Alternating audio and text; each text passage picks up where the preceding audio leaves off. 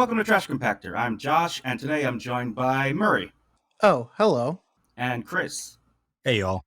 And today we're going to be talking about mental health and mental health as it relates to Star Wars. This discussion is going to be mostly from an in-universe perspective about certain characters and things they went through, but for some context, we will probably be discussing our own personal experiences in the real world. I know that all three of us have had our own experiences dealing with mental health struggles. And, one of the things just right off the bat, I'm wondering if you guys can think of a specific time in your life where some piece of fiction, whether it's Star Wars or not, has gotten you through a tough time, or if maybe you saw something in a character in something you read or something you watched that you kind of saw yourself in, maybe, and it sort of helped you through what you were going through. Well, for me, this is like the worst answer to give to a question like that, but it's just like all the time, constantly. Like I just, and so this is a really good to talk about visuals in an audio medium, but like, so I have a lot of tattoos, and almost all of them are like some sort of pop cultural reference that I use as like little, like almost like memento style, except for like in image, like things to remind myself Sure. of. Yeah. And so I have like a ton of stuff like from, like one of my favorites. I'm showing them, but the audience can hear. It's like two fingers snuffing out a match, and that's from Lawrence of Arabia, because when he says, what's the he goes, ow, that hurts. What's the secret? He goes, the secret is not minding that it hurts.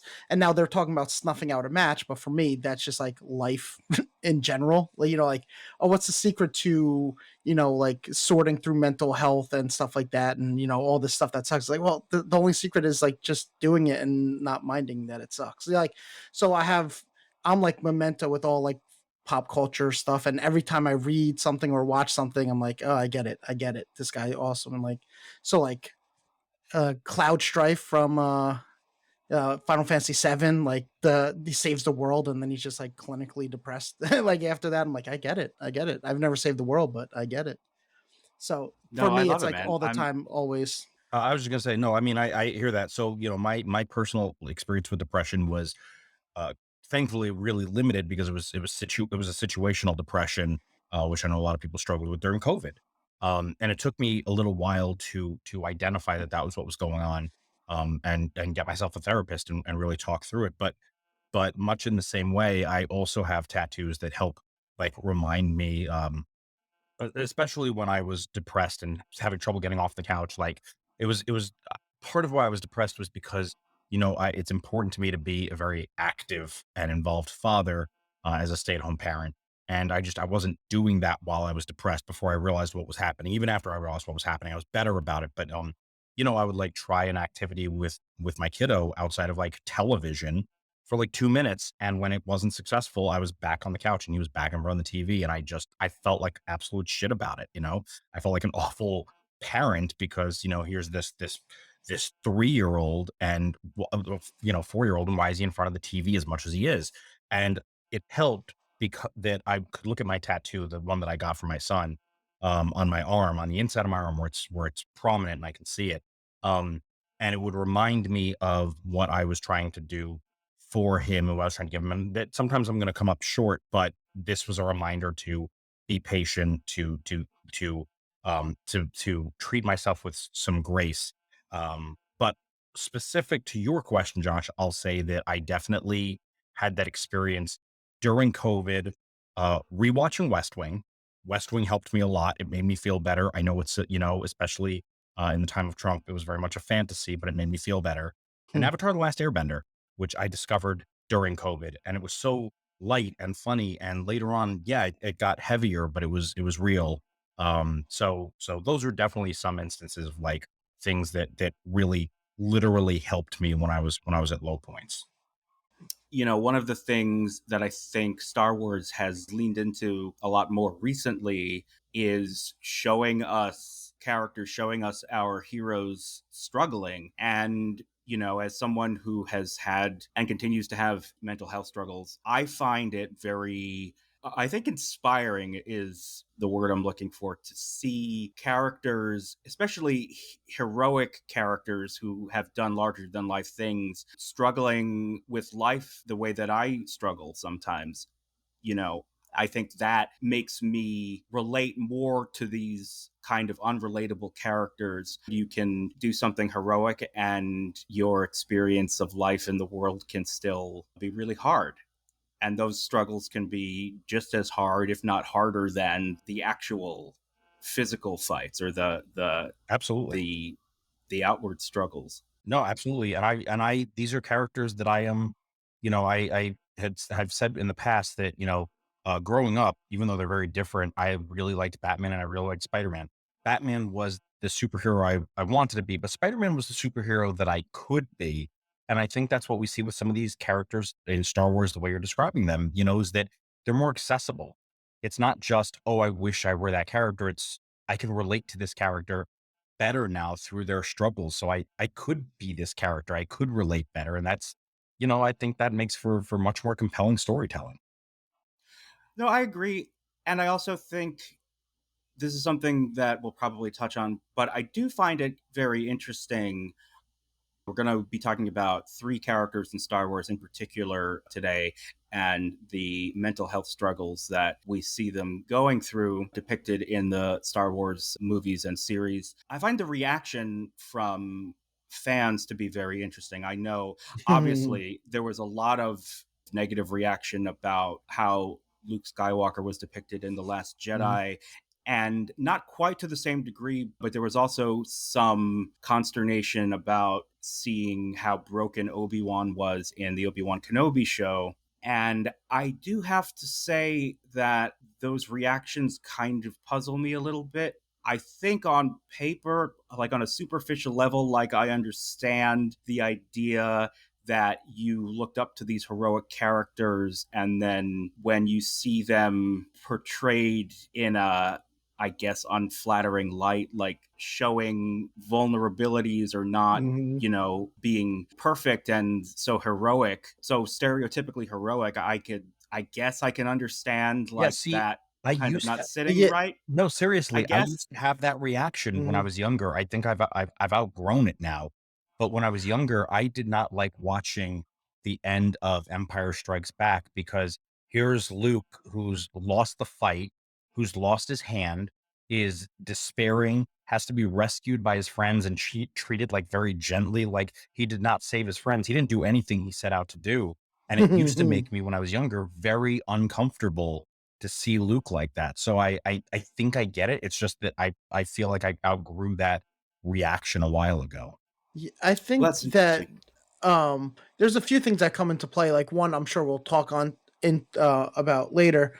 So I'll just touch on it now. And I love Mark Hamill, obviously, but I think the reason for the Last Jedi fallout was because he said, "Oh, I disagree with what they did with my character," and Yeah. and so that opens up a whole can of worms where Ewan McGregor didn't do that, so there's going to be less issue with that. But I think what happens is for us in of our age group, which is getting pretty long in the tooth, fellas. But we grew up with, like Rambo and Arnold Schwarzenegger and all his stuff. And they, as much as I love Rambo to the extent my whole life that my family still calls me Bo, like as a nickname. Like, and I'm Really, gonna I, be, I I yeah, didn't know that. yeah, yeah. No, I have like and I don't like the newer stuff. And the last movie was like the worst thing I ever saw. But in general, but the thing is, he he gets like sad like one time, like in Rambo 2. He's wandering and he's a little scared in Rambo 1, but like he doesn't have any sort of like weakness or emotion. And like Arnold Schwarzenegger never showed any of that in his movies. Like Commando's not sitting there like depressed, like, oh man, my daughter's missing. He's just like rip roaring ready to go. And so Yeah, when we're Bruce Willis was one of the first ones to sort of yeah, bring that right, sort of vulnerability to yeah, kind of yeah, archetype. through Yeah. in Die Hard, and then especially like the last Boy Scout, Shane Black. He was very, he's like an alcohol, like stuff that's been done in novels, like, and writing, and even in some like older movies, even though the acting's not on, like, what it is now because movies were different back then. But you know, some of the black and white movies deals with mental health and like, you know, flawed characters that are like alcoholics or, you know, just something that's not like, oh, look how perfect and pristine I am. And so You know getting what's back to interesting? that, oh, I'm sorry. I was just saying, so getting back to those types of characters after our lives of these action heroes, just always winning the day, no doubt, no anything like that. Oh, it's an alien from another planet. Arnold Schwarzenegger is going to find a way to beat it. Like it's, you know, there's no anything. So then we're kind of like velocitized to that, right? Is that the right word? And then all of a sudden we see something that breaks that rhythm, and we're just like, oh, what the fuck? This sucks. Like especially when people don't have a grasp on depression and they think it's like the ultimate weakness or something like that. Yeah. I mean, I guess so. I mean, again, like I think what you're saying is right. I don't know. Maybe I'm at a place where I just have a hard time wrapping my head around that mindset. Like, I get it. I get it. Mhm. The term that I keep thinking of hearing what you were saying is toxic masculinity. Yeah. Frankly, it's Yep. like, you know, Yeah.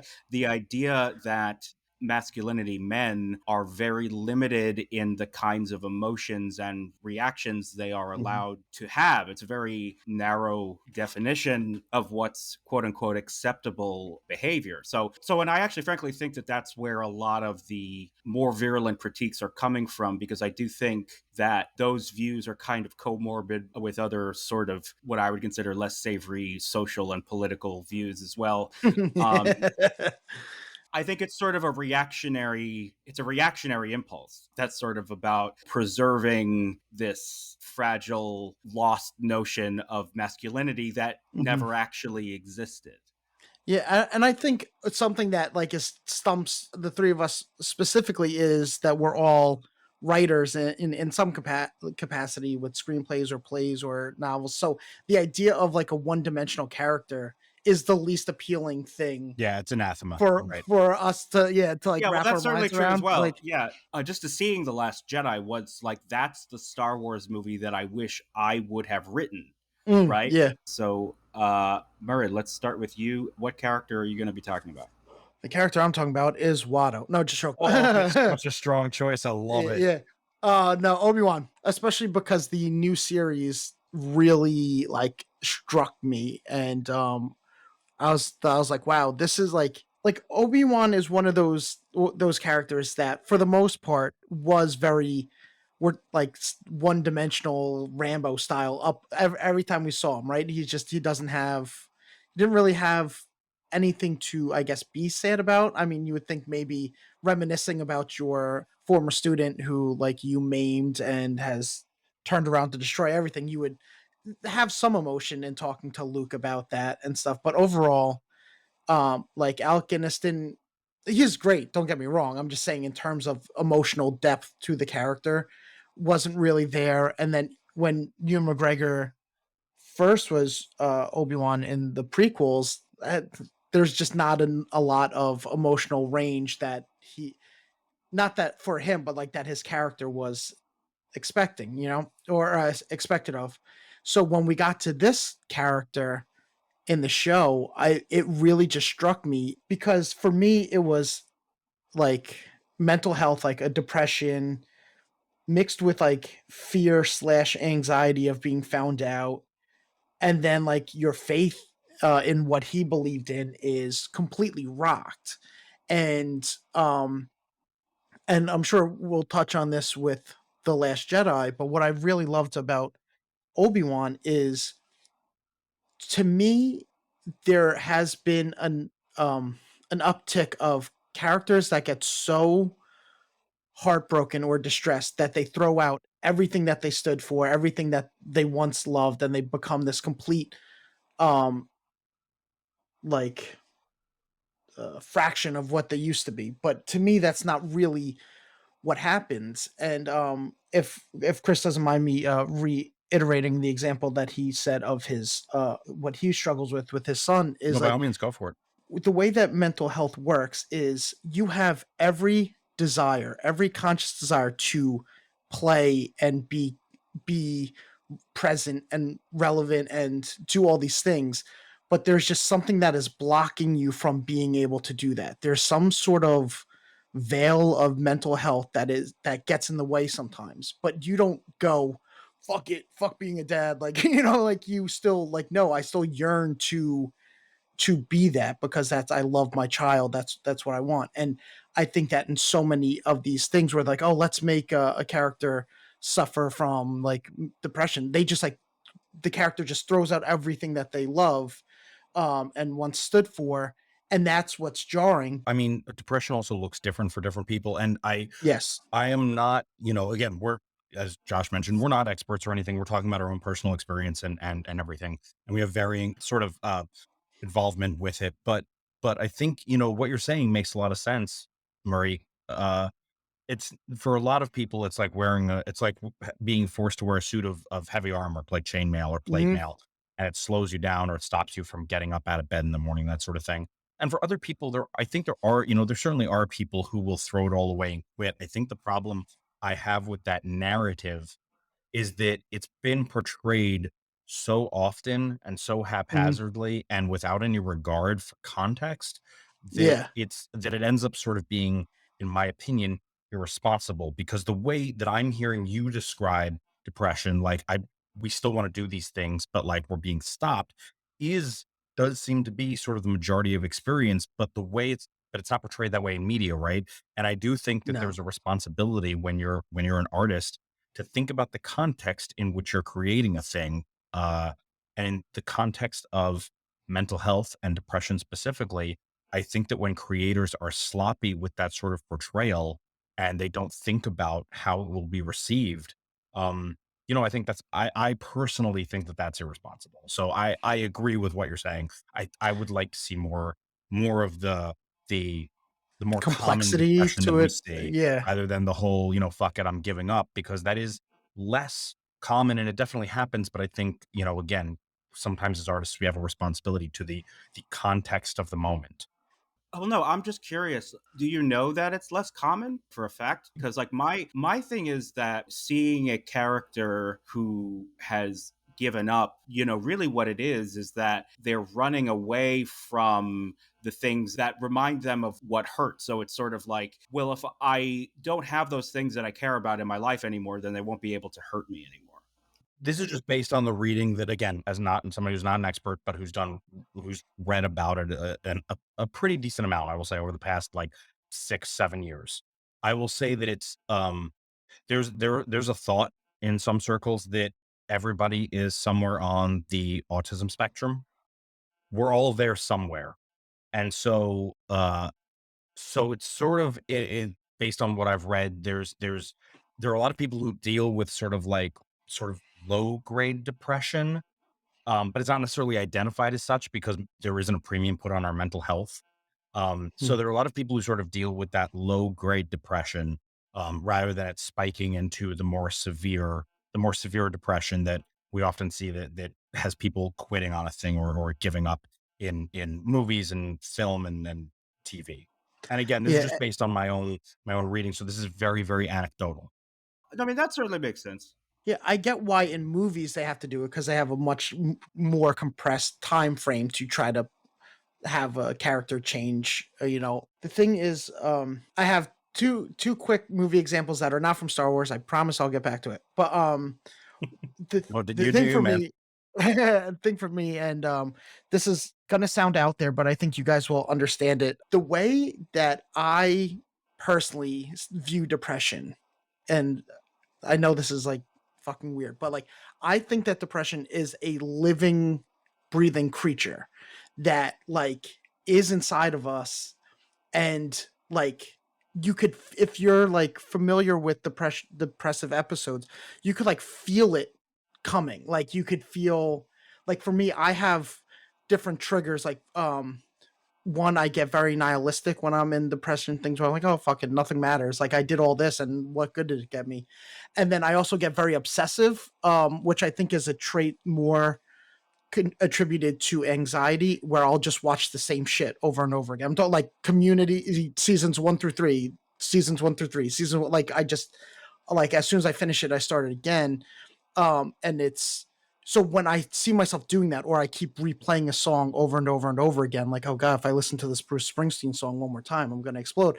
But it's just like, there's just something like to me that I'm like, okay, you know what this means. Like you like almost like the beast is coming back up. Like I could almost feel it, like almost like a werewolf, but you don't like change. It's all internal, like an inside out werewolf or something. Like, I don't know how to explain it, but in a movie, the best two movies I think I've seen it as, and I don't think they were talking. Well, one was the Babadook, which is a horror movie, but it's like that is the most like that is depression, like in a nutshell, like the whole movie, and the fact that spoiler alert, mute this if you haven't seen it yet, but the fact that the Babadook cannot be defeated, it just gets like locked away, and they have to like tend to it on occasion, otherwise it gets out of control and becomes the monster again.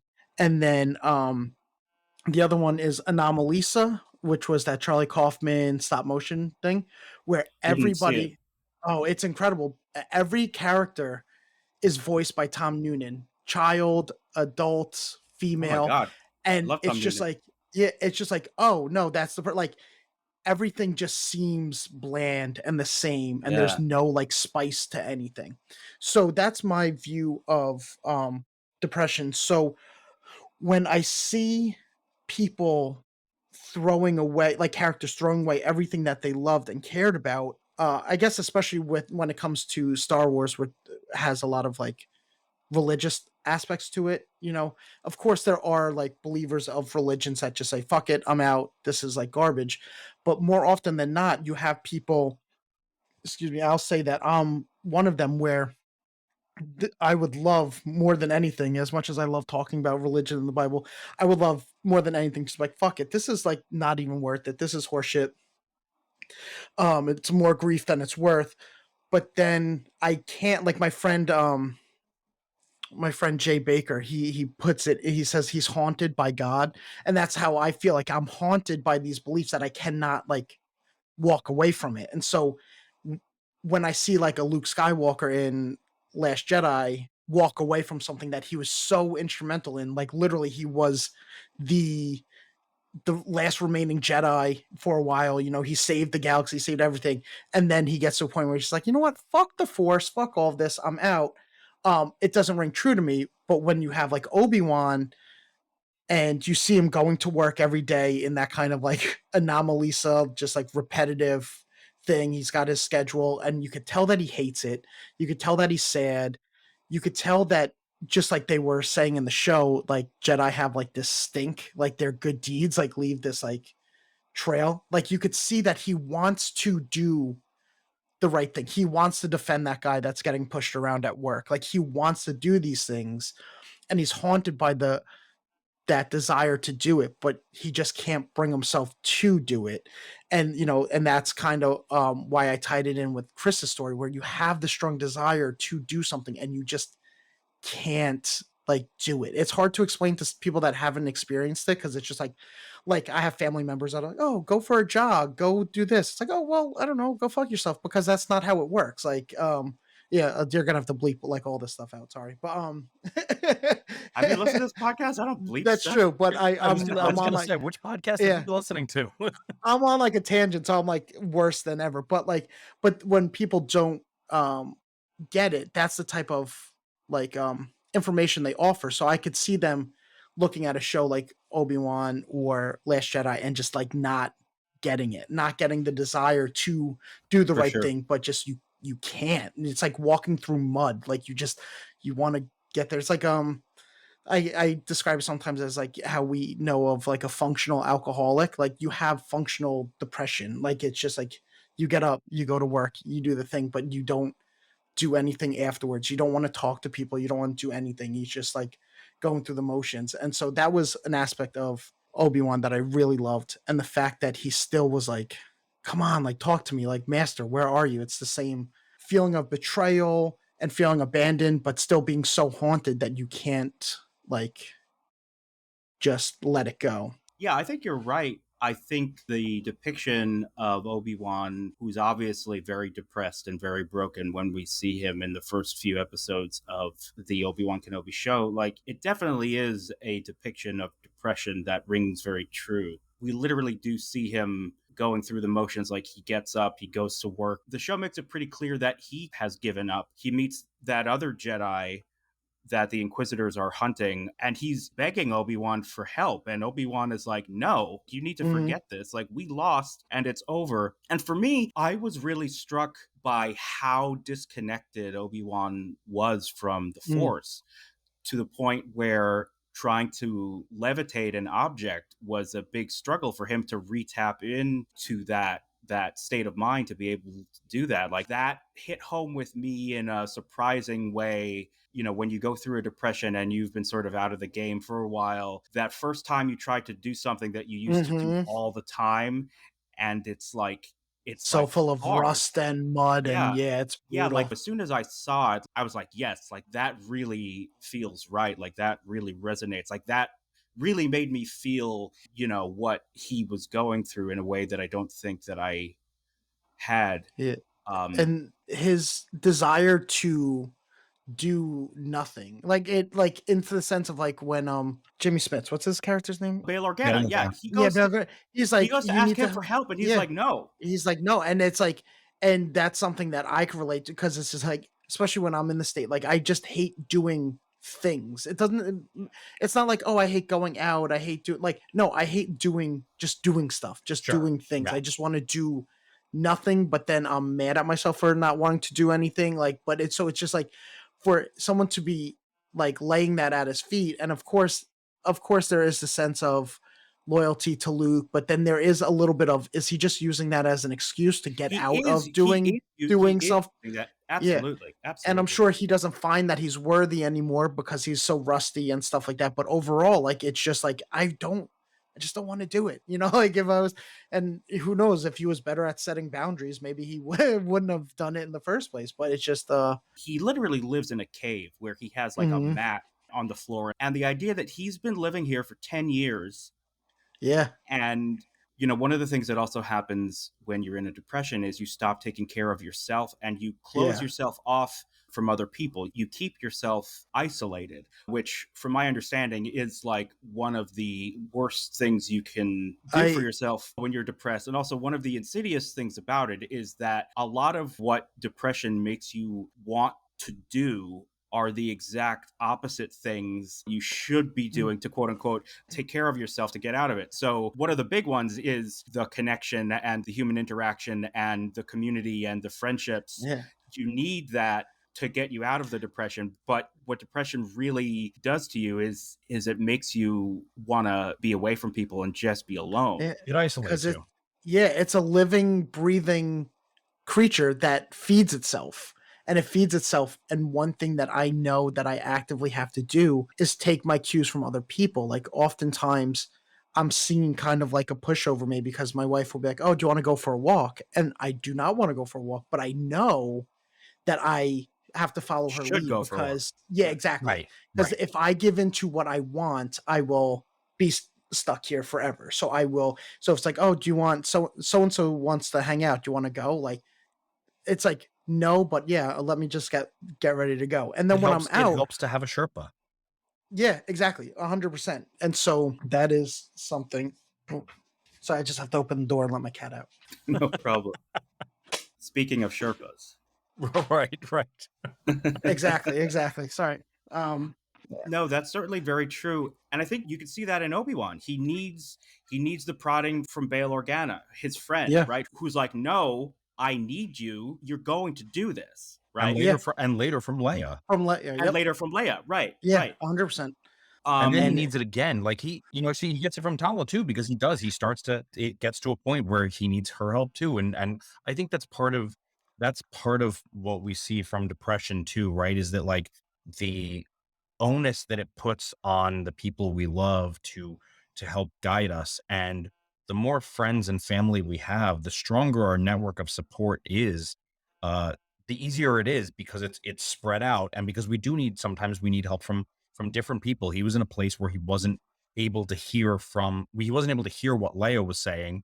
So Tala stepped in, right? Like sometimes Mhm. that's what we need is sort of that network of support, which is also the reason why, like at the end of this episode, we're going to share some resources like hotlines and stuff that people can call, because it's not always enough to just rely on the people we love. Sometimes we need more support than those people can Yeah. provide. And the more, frankly, many hands make light work, and that applies to the support that we need when we go through mental health, And issues.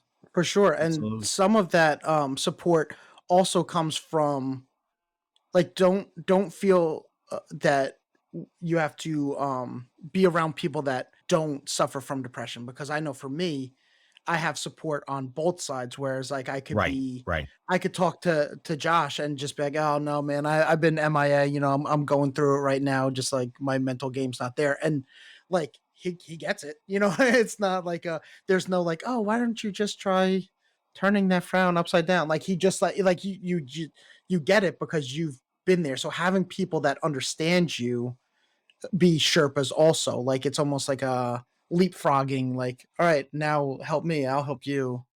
It's a shared experience, which is good, but you're still talking to somebody who is not a mental health professional, which is why sometimes these resources are really important, because, friends don't always know how to stop us from spiraling. Sometimes they Yeah. think they're Exactly. Yep. being supportive, but really what they're doing is they're facilitating spiraling, and spiraling is not productive.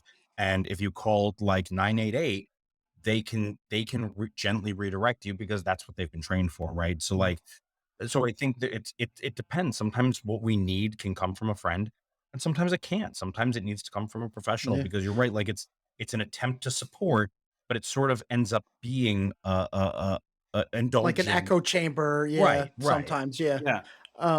And everybody go to therapy. Therapy teaches you one thing, and that's everybody should be going to therapy. I could Yeah. not So agree. I I could not agree. agree more. it's I not a agree bad thing, it's wholeheartedly. not a negative thing. Everybody just go to therapy. Not to get off on too much of a tangent, but I think there's a belief that you only avail yourself of these resources when you are in active crisis. Right. Like, you only see a therapist when you're in a depression or when something really awful is happening. But especially if you're someone prone to depression or other mental health struggles, I really think that it's kind of like a muscle that I think you need to Hmm. stay in Definitely. good mental shape, like mental Yeah. fitness, so that when you do fall off the horse, or whatever the metaphor is I'm currently riding right now, Yeah. it's not that you don't get hurt, but you recover quickly and the damage is that much less, When right? you're Mhm. playing So when you're playing a game, damage prevention and armor are much more useful than healing. Oh no, we want to be able to heal, but sometimes you've taken like Yeah. enough damage that it's a really tall order. Why not Yeah, prevent the you damage in can't, the first place? yeah. You can. Yep. yeah. So, and it's interesting too, because in the context of Star Wars, like, I know there are medical droids. I don't know if there are therapy droids. Yeah. Um, yeah, but I think the way that Obi-Wan Kenobi depicted the mental state of Obi-Wan certainly rang very true.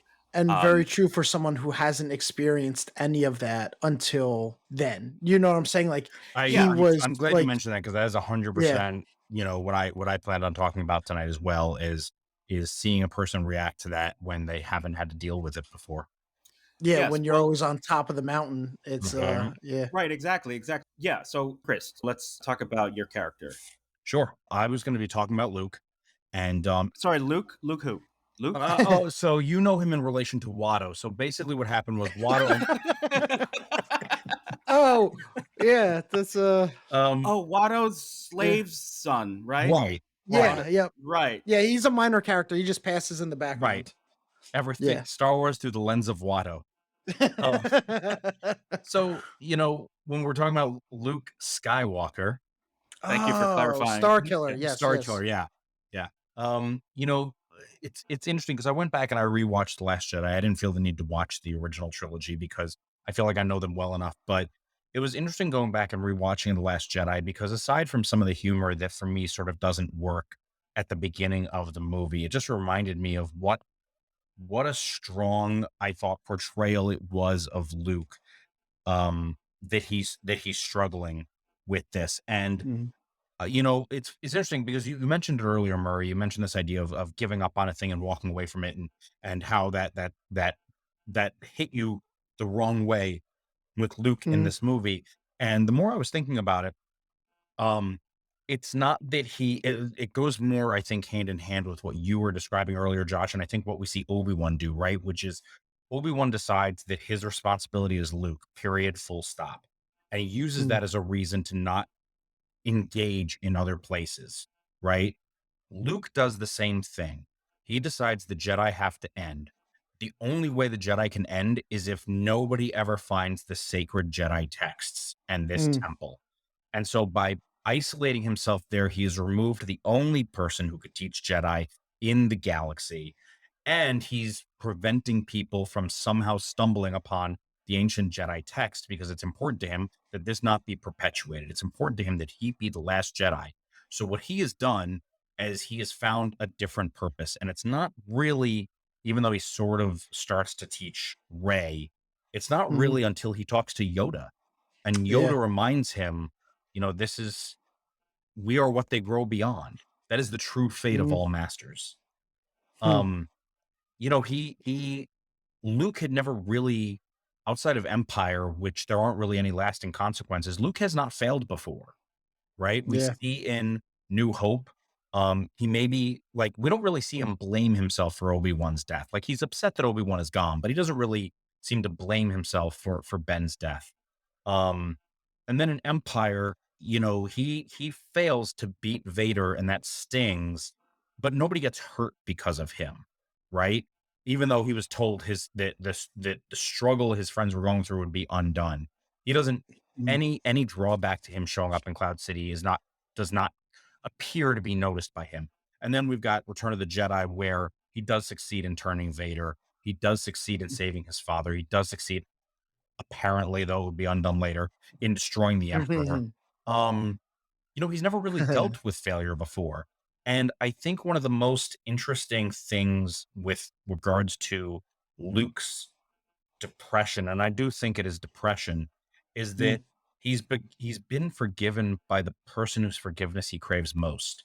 It's Leia. Leia told him that she doesn't blame him. He says this. He acknowledges it, and this is another thing about depression, right? Is that intellectually he understands that Leia doesn't blame him because he's the one who tells Rey, but yeah. he doesn't forgive himself. But mentally and emotionally, he's like, "Oh, she's just saying that." Right, Like, exactly. She's yeah, yep, just saying that she's being the strong one because yep. she's always the strong one, right? And he says the line like Han was very Han about it. The notion of, Ben being trained by him. Han was very Han Mm, about it, but this was what Leia wanted. And the struggle that Luke has, and it's not until Rey helps pull him out of it, it's not until Yoda steps in and does something about it.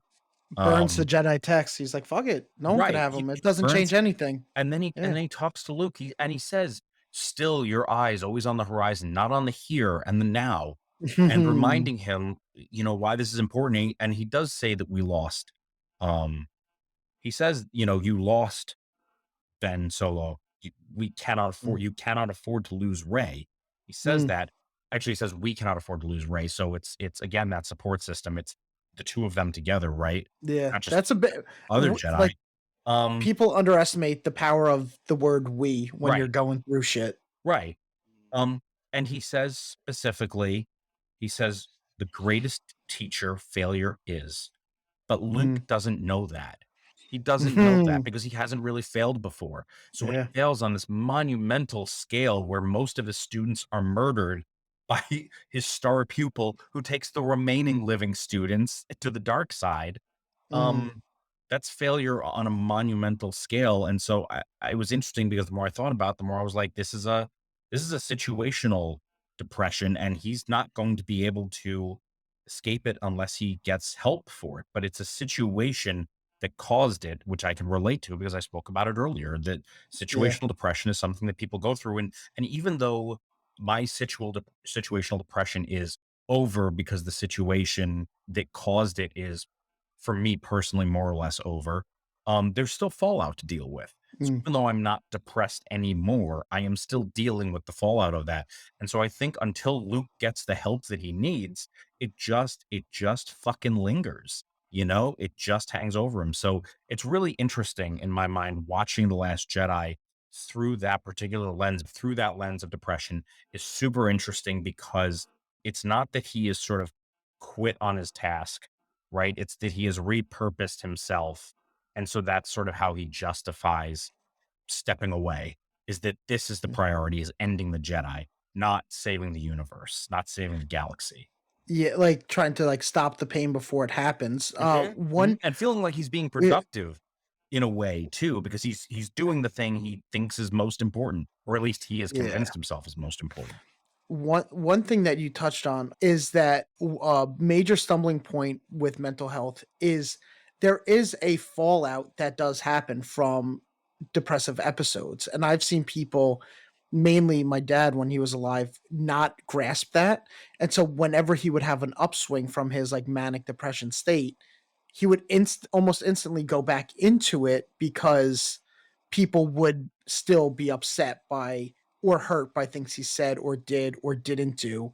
And he was almost kind of like, no, but that was, I was like, not myself. So, but almost like saying sorry as if that like unrings bells and unspills milk and stuff like that. But it's just like, no, like if you, like he would have done a lot better to understand that once you're out of your depressive state or you're on the upswing, you still have ramifications that you almost have to close those loops out. Otherwise they will linger and fester in those people. And so when you mentioned the aftermath, I forgot the exact context because I started thinking about this rant. But the but that is a major component in mental health that people kind of overlook, is like even though you're out of a swing, like the low point, you're out of the valley, there still might be residual stuff that you have to deal with from pain or sadness or hurt that you've caused in that state, and no one's blaming you for it, but there is still, it Stuff that you happens. have to, Yeah. yeah, no, and it's interesting too because sometimes the very thought of that having to like quote unquote clean up the mess that you made can sort of make you take longer to come out, Yeah. because you know that you like have the pile of dirty laundry in the Mhm. corner of the Yep. room is just Yeah. getting bigger and bigger and bigger. It's like there's a variation of a meme that I see all the time. It's like, this horrible task that has been giving me so much anxiety for weeks and weeks. I just spent 15 minutes and I got it done, and now I'm feeling a lot better. it's like, Yep. it's like, Yeah. No. it's like, so, but that is a real thing though. The idea that, you know, I could imagine Luke. I mean, it must have crossed his mind, like if he ever left his self-imposed exile, and he'd be like, oh, I'll have to talk to Leia, and I'll have to talk to Yeah. Han, and Yeah. I'll I have to have to see everybody. I'll have to face them, and like that Yeah. idea. And Chris, I thought that your read was very insightful, particularly the idea that Luke is someone who's never had to face this kind of failure on this scale Mm. before, and the first time that you experience like a major depressive episode, it's sort of like you think that's it. Like, this is just Yeah. what This my is life life is now. now. Yeah. Yep. Yes, Yeah. right, Yep. exactly. Sort of in line with that train of thought. Something that also really strikes me about where we find Luke in The Last Jedi I'm is sorry, who? this idea. Watto's slave son. What? Sorry. Right. Thank you. Right, Yeah. yeah. Yeah. But one of the things that really strikes me about Luke and The Last Jedi is this idea that you can do the thing, you can win the greatest struggle, you can achieve the impossible, you can have your moment, but then there's still more work that you have to do, right? Like this idea that you think it's over, this thing you've been working toward, you did it, you achieved it, and no, there's still more that you have to do, and there are still opportunities to fuck up. Like when Luke says, dripping with this venom almost in The Last Jedi, he's like, because I was Luke Skywalker, Jedi Oh, Master. that scene. I Yeah. gotta tell you, if you have not gone back, for listeners, if you have not gone back and watched that scene, it is, it's a rough watch, because I really think, for as much as Mark Hamill disagreed with the direction that Luke went in, I thought he He did really nails great, it. I thought he did a I great job in think that scene. I think once he got into actually like going past reading the script and into it, I think he was probably like, "Oh, I shouldn't have said anything because I No, fucking well, get it so now." but he's also said he thinks that The Last Jedi has the depth and the complexity that The Empire Strikes Back has. Like Yeah. he I think realizes there's a lot of stuff there, and it kind of needs the time to be sort of sat with. So, but the thing I was saying about Luke, like he sort of has this contempt, I think, for the hubris of his past self, you know, Yeah. thinking he could rebuild the Jedi and he was wise enough to do it, and his nephew was safe being trained under his auspices. And then I think when he went through what he went through and it all blew up in his face, he was also pissed off at the hubris of the Jedi.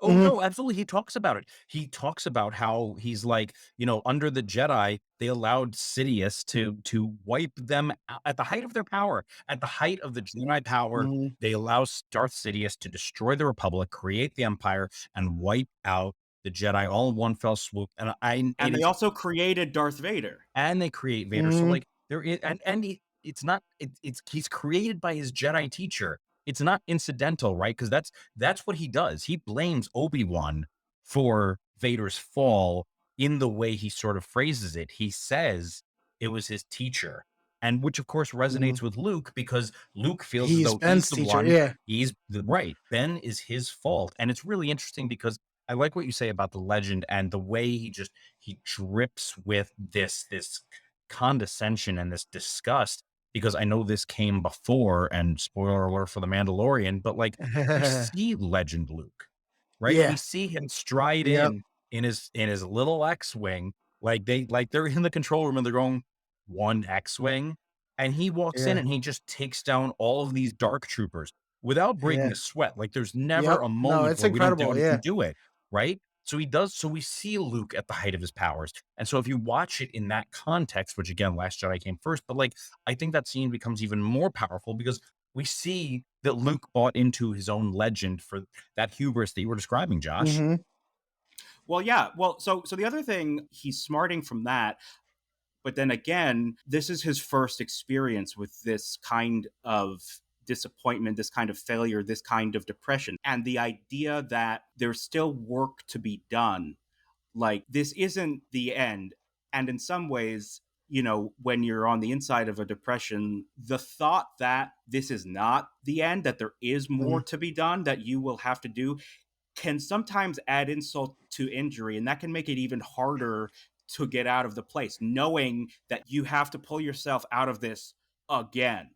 Yeah. Yeah. No, I'm so It's glad that it's you. like pre-exhaustion. Like you're exhausted before you even attempt the task. Like just thinking about it makes you exhausted. And this is Too the other exhausted. thing too about Luke is that because it's his first time dealing with that kind of failure and his first time, as far as we know, dealing with depression, you don't know that you need help when you need help. And Luke doesn't know that he needs help because there is Mhm. no help that can help him, right? Like, so it's that's the other insidious part of depression is if you haven't really been able to identify it before, and sometimes even if you've been through it before, you can't always identify when you need help, and you don't go out and get it, like what you were saying earlier, Josh. You don't go out and Yeah. get help when you don't think you need it.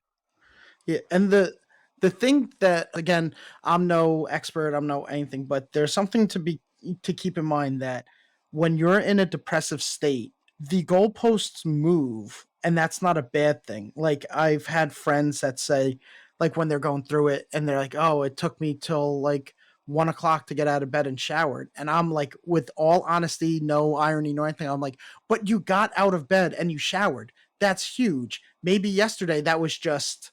Would have been nothing. That would have been not even worth thinking about. But the fact that today you're so deep into it, but you still managed to get out of bed and take a shower. You still That's did like it. Still did it. that's equivalent, yeah, of like climbing Everest. And maybe tomorrow will be easier. Or you're like, oh, I barely had energy to eat lunch, so I just made a peanut butter sandwich. Like, but you got up and you ate, and that's fucking huge today. And it wouldn't tomorrow maybe it's a piece of cake, but today like it's okay to move the goalpost because they have to move because when you're so deep in depression, like you hold yourself to a non-depressed standard, and that's not fair. Exactly. Well, so that brings up a really interesting point as well. Like, you know, talking about kind of grading everything on a curve. When you're like a Jedi master, the last Jedi Mhm. who A defeated the legend, Emperor, yeah. you have farther to fall. And I think when you also buy into the legend, I think the failure does not compute, which compounds the failure and compounds the depression, because it's sort of like, Mhm. how could this have happened Yeah. to me? Yeah. Of all people, to me, like, I saved the world. I saved the galaxy. Not even the world. I saved the galaxy. How could this Yeah. happen to me? Yep. And I defeated Darth Vader, and I did all this stuff. So I mean, to me, the thing that is really kind of inspiring to me about Luke in The Last Jedi is it's a reminder that for heroes who we look up to, the work is never done. You can win the battle, you can win the day, but it's not because you are just that great and you're going to win every time. It's like, no, it's because choosing to work at something and choosing to be good is a choice that takes a lot of effort that you have to work at every single day. It's not just something that is going to happen. And I think the choice to be good, the choice to be a hero, the choice to do the right thing, the choice to go after it, whatever it is, that's a commitment you have to recommit yourself to every day. And you can stumble. And I think for Luke, who had never failed at something that large before, I think he didn't, know how to handle that.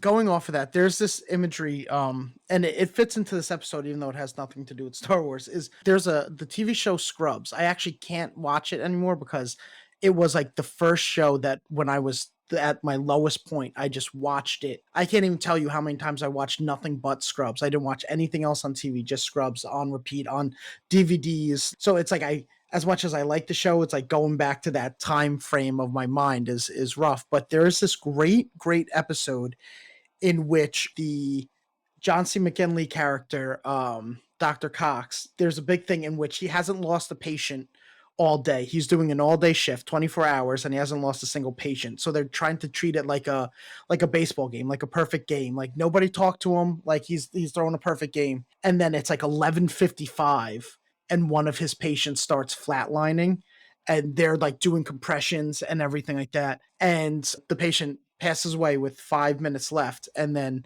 the character of Elliot's like, wait, it's only me and you in here. Let's not say anything. It's just 5 minutes, and then you'll have the perfect game. And Dr. Cox, the John C. McKinley, is like, there's nothing wrong with throwing a one hitter. Like, we did our best, and this is what happens. But the line that sticks out to me is like, you better buckle up because the next game starts in 5 minutes. So like Yeah. kind of what you were saying, that continuum of like, not to be all Buddhist, but like life is a journey, right? It's not a destination, because if you look at it as a destination, then it's like, all right, now what? Okay, now what? I've reached this destination, now what? But what it is just a cycle of like fail again, fail better, right? That's Samuel Beckett, I think.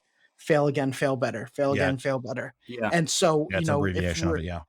if we're dealing with Luke, getting back to that, like, who's never dealt with failure and he's never felt that like to him the destination is like, no, I reached the destination and I failed. But in reality, it's like, no, the next game starts in 5 minutes. Fail again, fail better. So Yeah. So this idea, Luke was always a very like naive kind of character. And so to me, the idea that that's his reaction to being faced with this huge failure, to me, reads very true. It's like he Mhm. he he has to Yeah. learn this lesson that he's never learned. And it goes to show that Yoda, who has experienced this level of loss many Yes. times over, is the one that's just like, dude, like, fuck the texts. We are the text. Like, not to keep repeating myself, but the next game starts in 5 minutes, and this girl needs you, so you gotta get it together. Well, and Yoda remembers, he tried to teach Luke. We see that in Empire. He tried to teach Luke, and Mhm. Luke didn't want to learn that lesson, and he sort of just never did. And just Yeah. like that, whatever. Like Luke is always bringing, like, seeing what he brings with him, right? That's Yes. yeah. Yes. Right. No, that's wow. Yeah. You just blew my mind. Because no, I mean, that's very true. I mean, not for nothing, like, this is kind of a tricky line I want to walk, because depression obviously is a very real phenomenon that is not, it's not all in your head, but Mhm. it is, right? Yeah, Like, 100%. like, Yep. and like some of the things that you can do to kind of fortify your mind and train your mind is like all sorts of meditation practices and all sorts of things. There's a phenomenon called negative self-talk where you don't maybe realize it, but the way you are talking to yourself internally is reinforcing this narrative, this view of the world and of yourself that is very negative. Mm. Right. And, it's a tricky thing because you're so used to sort of sitting in your own subjective experience of yourself and the world. It's like, this like soup of your own thoughts and feelings and everything, Mm-hmm. that you lose the perspective that would help you navigate these struggles, not solve them or prevent them from But no, happening. navigate is the perfect way to say it. Yeah. Yeah. Well, that's Buddhism, right? The Buddhism of, don't try and avoid the pain. This brings more Yeah. pain. The secret is not minding that it hurts. Boom, circle back round, baby. Well, so just really quickly, I want to discuss a third character, which is Anakin Skywalker Oh, slash. Watto slave. Yeah, yes, Watto Slave, Yeah. exactly. Okay. So Anakin Skywalker slash Darth Vader, who I don't think you necessarily think of when you think of mental health struggles, but I think the psychology of Anakin is really interesting, and where he finds himself, he kind of ends up in a depression of his own making. And it's interesting because I think in so many ways he's very emotionally immature. And I think the combination of him being inducted into the Jedi at the age that he was, I think was a recipe for disaster. You sound just like the council, man. Jeez, what a narc. Well, but No, I'm what joking. so I've said this in the past. What's interesting about the Jedi when we see them in the prequels is they know that fear of loss and attachment and all of these intense emotions can lead someone to fall to the dark side. And then what the Jedi have done is they have just made it so they separate you from your attachments when you're a very small child, so you don't have any, so you don't Yeah. have to worry about that. God, that's so And then creepy when you think about it. but it's interesting though, like when you try to kind of codify this institution of the Jedi that's supposed to be very spiritual and everything, when you codify it and you make these rules for how to be a Jedi, like you try to kind of nip these things in the bud, and like Hmm. you can't make everyone zen. Like there's no foolproof Yeah. way to do that, so their solution is like kind of scary. But the reason is, so when Anakin, he's 9 years old, he's 10 years old Mhm. in Something like episode that, one, yeah. he was taken away from his mother. And what's very interesting is that he was a slave. So his view of power is like very binary. The powerful have control over the weak.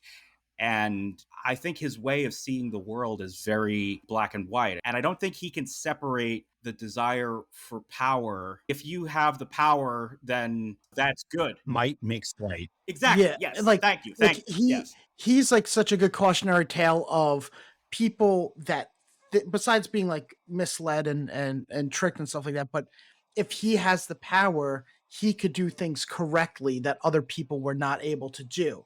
But Exactly. he's so corrupted that just the power envelops, and then he's just all of a sudden empire. It's like it's a little comically fast how quick he comes to these conclusions. But I understand the movie had a time crunch. But there's like, do you know what I'm saying? Like it's like seeing it slow burn might have been better, but he does fit in this this talk of mental health, even though he's like the ultimate villain because just in um Re- uh Revenge of the Sith, where he thinks that everyone's against him and he's seeing all these things that are not true, like, oh, you brought Obi-Wan here, like you guys are teaming up against me, you're like. And when you get the a strange thing about depression is you get very selfish and self-centered at the same time that you're thinking that no one cares about you. It's a very weird thing. Like you think that Yeah, like no one's yeah, thinking like you about you, think but that everybody's you thinking think that about you're you. being singled out and that the world is against you, right? Yeah, but Like at the same time, no one gives a shit about you. Like it's very weird. And so he is like, oh, you everyone's out to get me. And then, all those other things kick in of like they're just jealous or they're scared or like stuff. And yeah, yeah. it's very Well, fitting. so the other interesting thing though, I don't think he has another model for feeling love and compassion beyond possession. Oh. because of his experience as a slave and his understanding of power dynamics. So Mm. when he's faced with losing his wife, he's clearly freaking out. And the Jedi are very ill equipped to know how to handle this. There's a scene that I go to all the time in Revenge of the Sith where he goes to Yoda for help, essentially. And Yoda basically says, you have to train yourself to let go of everything that you fear to lose. And that's like the opposite of what's helpful for Anakin to hear right now. Right. He's saying, I am scared because I am about to lose something I love and I don't know how to handle it. And Yoda's essentially like, well, figure out how to not care about that. Right. There's a sort of There's Buddhist teaching in there, but not handled in a Buddhist way at all. Yeah, well, so because I don't think they have the tools to know what to do with this. and there's this song I had to look up. I forgot the band's name is Jared Mees and the Grown Children, but they have this line. The line goes, "And I'm trying to love what I know will leave, and I'm trying not to grieve prematurely." And that's like Anakin's struggle, right? Like he's so scared of losing, he's only focused, like he's grieving prematurely a loss that hasn't happened yet, and like because of that, he suffers that loss, which he's ill, like It's where Luke does gets not it have the from. ability Eyes on the to. horizon, not on the here and the now. Yeah, Mm. yep. No, that's very true. So obviously, when Anakin is confronted with all of this, he compensates for the loss by blaming everyone around him, and Except for he himself, yeah. except for himself, and he just becomes very hateful and very angry. And that's the prison of his own making that he's in for the next 20-25 years. Yeah. And it's really interesting. I came across this quote on Instagram, of all places. There's an account called Star Wars Conres, Conres, short for Star Wars and Conflict Resolution. Hmm. And they interviewed a bunch of, I guess, experts about conflict resolution and negotiation and how it intersects with Star Wars. And there was this one quote in regards to the conflict and the transformation of Darth Vader. The quote is, in many ways, Anakin becomes the opposite of his former self. Indeed, in times of stress, it becomes easier to define ourselves by what we are not as opposed to what we Hmm. are. Damn, that's true. Yeah. Yeah. Well, I mean, that makes sense. Yeah, and I read that, and all of a sudden, the Anakin Darth Vader separation like kind of made a lot of sense. Like, whereas previously I had sort of seen them as two separate characters, like that actually makes a lot of sense to me. The idea that when faced with this horrible loss, he redefined himself as the opposite of everything that he was. No, I've seen that like again with my dad and his struggles with mental health. Because when I was young, so when my dad was maybe 2 or 3 years older than we are now, because I think we're all the same age, but he got very sick and he was sick for the remainder 30 years of his life. And so he lost his ability to do a lot of things. He used to run marathons, he ran like 5 of them. He used to cycle like 60 miles, like on like a road bike and all this stuff. He used to play sports, and then for the remainder of his life, even to the when he was old enough that he would not have been able to do those things anyways, he always just like judged himself by everything that he couldn't do. He couldn't run anymore, he couldn't cycle anymore, and he didn't want to play golf because he wasn't going to be able to drive the ball like I don't know how many fucking many yards that he used to, like so everything about his identity came about like, oh, he can't work anymore. So like everything was what he was not, and like everything rather than focusing on the here and now and what he could do, it was almost like he lost all the value that he saw in himself because he always just saw what he was not. Well, and that So like, also lines up, I think, and thank you for sharing that, Murray. Uh, oh no but problem. that also lines up with because all the characters we're talking about here are male, and that Mm, does line up with the way masculinity has been sort of defined and forged in this country has to do with this notion of there's a purpose to otherizing. There are many purposes to otherizing. And one of the reasons to otherize is because those are quote unquote shortcomings. The standard in this country is cis, straight, hetero male, white male. Okay, that's the standard. Um, so you end up in this situation too when it comes to depression and what you're describing as defining yourself by all the things that you are not. That stands in, interestingly, in direct contrast to the purpose of otherizing as it relates to masculinity in this country. And so I think that's interesting too, because the characters that we're talking about, again, they're all men who are affected by depression, and how easy it is to spiral and start defining yourself by the things you are not, which end up being a weakness, which is also, again, how otherizing works, is defining these are flaws, these are problems to be fixed. Absolutely. And I think, something that's really interesting to me about Anakin Skywalker and his fall, and I've said this a lot in the last few years. I think we all had a similar experience seeing it almost 20 years ago now, when, his fall seemed kind of abrupt and seemed kind of hard to accept the depiction of it.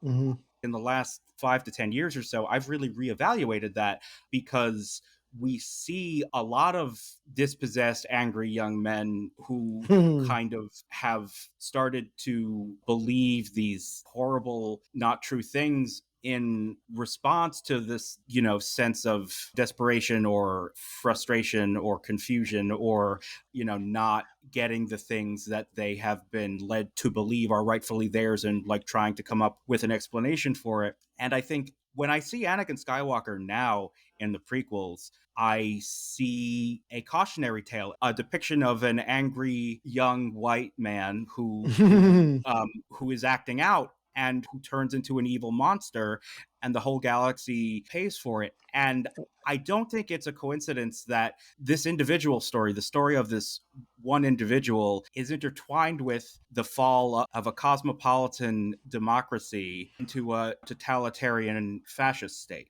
because I think there is a connection there.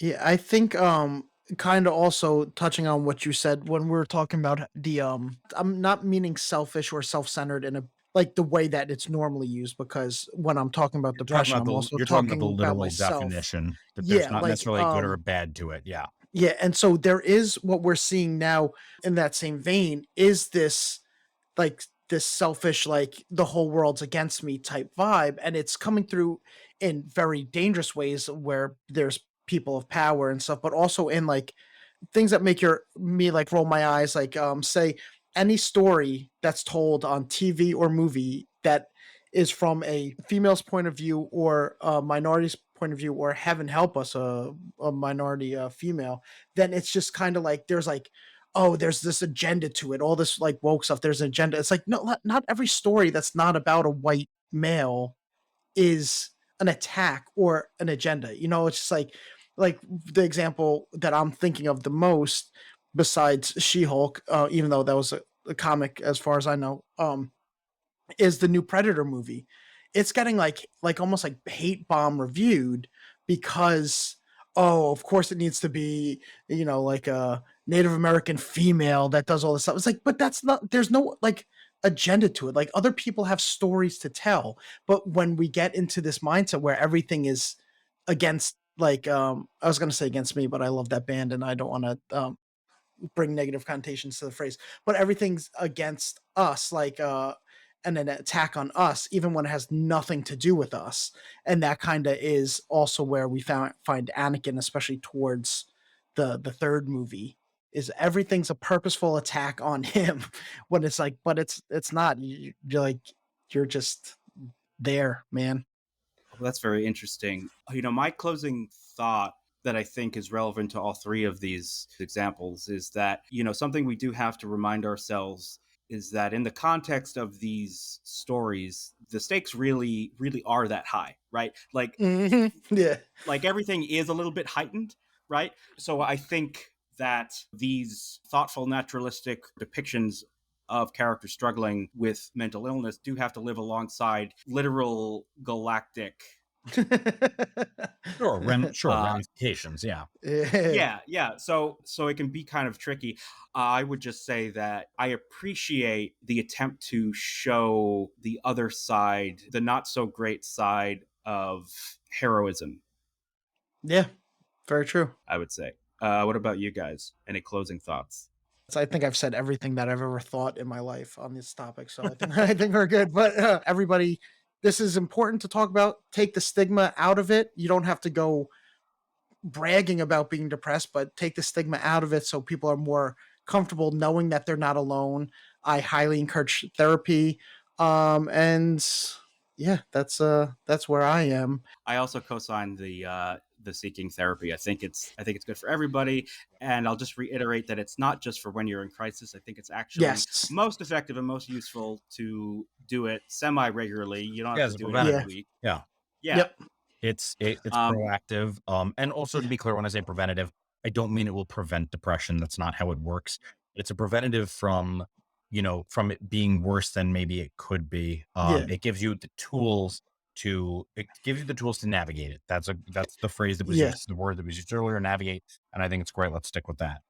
I mean, like if you break your leg, if you're like, like a healthy athlete who's in great shape, you will recover much more completely and much more rapidly. Versus like if you're really out of shape and you don't take care of yourself and you break your leg, you may have a harder time recovering from it. Rehab might Yeah. take longer. Yeah. Chris, I know you have some resources handy for any of our listeners who are struggling I with do. mental Yeah. health. Thanks. And I will say that's sort of my parting thought on this is that um there are resources that'll help out there, but that also shouldn't invalidate the experience that you have.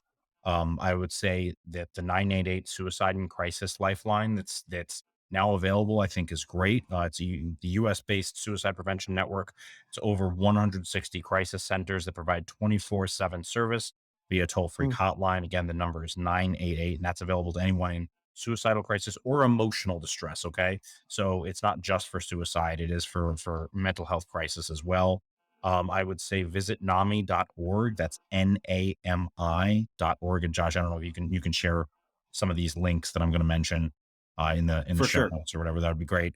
But Absolutely. NAMI is just an amazing organization. It's the National Alliance on Mental Illness. They have, I believe I want to say it's 50 chapters across the country. But they do really, really terrific work. They provide resources, and this is not just for people dealing with mental health issues. They also run workshops and provide services for friends and family of people who are dealing with that. So it's support for your support system too. So can't say enough good things about NAMI. And then the last thing I want to share is the Substance Abuse and Mental Health Services Administration. They have a national helpline, SAMHSA. So they've got a helpline as well. It's free, it's confidential, 24/7. And they have treatment referral and information service for individuals and families facing mental and or substance use disorders in English and in Spanish. That's 1-800-662-HELP, 1-800-662-4357. And even if you don't think you need those resources, sometimes it's worth writing the number down, or it's worth knowing 988 because somebody else might need it. It's nice to have access to these resources and know that they're there because not everybody else knows that they exist. And on a personal level, I've been working I volunteered for a while, and now I work there with a helpline for survivors of domestic and sexual violence. And Mm. a lot of people will call looking for shelter, and that's not what we do. We connect them with shelters in our area and beyond. And excuse me, and sometimes that's what they're looking for. They're looking for phone numbers. And I know that you could quote unquote just Google it, but it's not always that easy, especially when somebody's in crisis. So Yeah. those are some, I think, great resources for people who are struggling Awesome. with depression or know people who are struggling with depression. There is help out there, and sometimes it does take more than one try, but you're worth it. So that's it for me. For sure. Absolutely. Thanks so much, Chris, for compiling that and for sharing it. And again, those will be in the show notes. If you like what you heard, please rate and review the show on your podcast platform of choice. We are trashcompod.com and trashcompod across all social media. And we'll see you on the next one.